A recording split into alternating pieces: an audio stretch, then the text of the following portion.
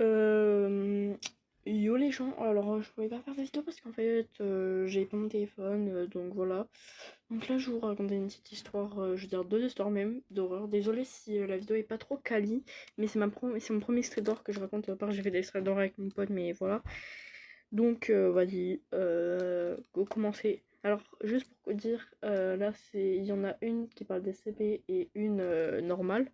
Donc voilà, la chose dans la rue. Nicolas rentrait tard du travail. Il avait raté le dernier bus et devait marcher jusqu'à plusieurs kilomètres, à travers un quartier presque désert, jusqu'à quelques lampadaires clignotaient et des ruelles silencieuses.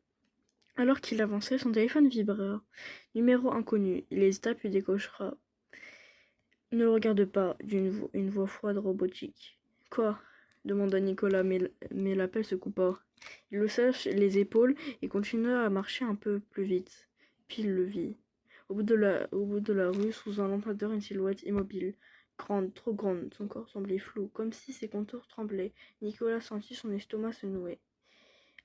L'être n'avait pas de visage. Il détourna immédiatement le regard, le cœur battant. Ne le regarde pas. Le message résonnait dans sa tête. Il fit un pas en arrière. Un bruit humide se fit entendre, comme des pieds nus sur la plate mouillée. La chose avançait. Sans réfléchir, Nicolas courut. Il savait que quelque chose le suivait. Il sentait sa présence derrière lui, comme une ombre collée à son dos. Il aperçut une superté encore éclairée au loin, et s'y précipita. À l'intérieur, le caissier, un vieil homme, le regarda d'un air grave. T'as regardé, c'est ça demanda-t-il. Nicolas halta. Incapable de parler, le vieil homme poussa un soupir, verrouilla la porte et décrocha un vieux téléphone. Ici cite. On a un civil exposé au SCP 096. Préparez une intervention.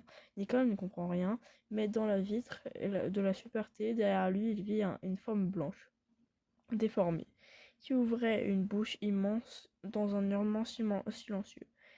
La dernière chose qu'il entendit fit le verre exploser, puis plus rien.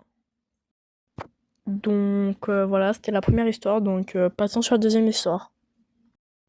Du coup là, c'est la deuxième histoire, alors elle est un peu plus longue, donc si vous restez sur la vidéo, bah merci en tout cas, parce que bon, les gens ils regardent pas longtemps mes vidéos, donc voilà. Ça commence. L'appartement 42. Cela faisait des semaines que Léo cherchait un appartement à louer dans Paris. Lorsqu'il tomba sur l'annonce d'un studio à prix cassé, en plein centre, il n'hésita pas une seconde. Le propriétaire, un vieil homme au regard fuyant, lui tendit les clés sans poser de questions. Vous êtes sûr de vouloir cet appartement, jeune homme murmura-t-il d'une voix tremblante.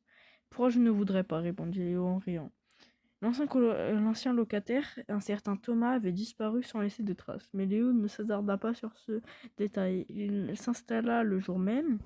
Dès la première nuit, il sentit quelque chose d'étrange. Une odeur âcre flottait dans l'air, comme du métal brûlé. Et puis il y avait ces bruits, un grattement derrière le mur, des chuchotements étouffés. Le lendemain, en déplaçant une étagère, il découvrit une trappe discrète dans le mur.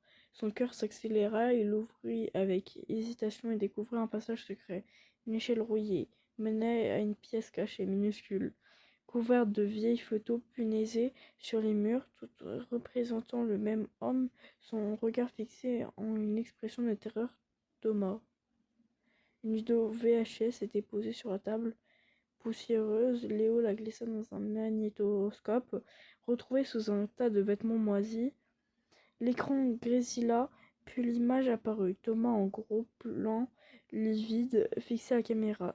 Si vous regardez cette vidéo, il est déjà trop tard.